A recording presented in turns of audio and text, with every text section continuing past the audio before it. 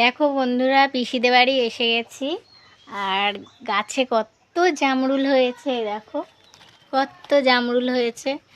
আর একটা পেরেছি, খাবো। তাই কেমন লাগছে খেয়ে দেখাচ্ছি তোমাদের। বেশ সুন্দর মিষ্টি জামরুলটা। তোমরা যদি খাবে চলে আসো।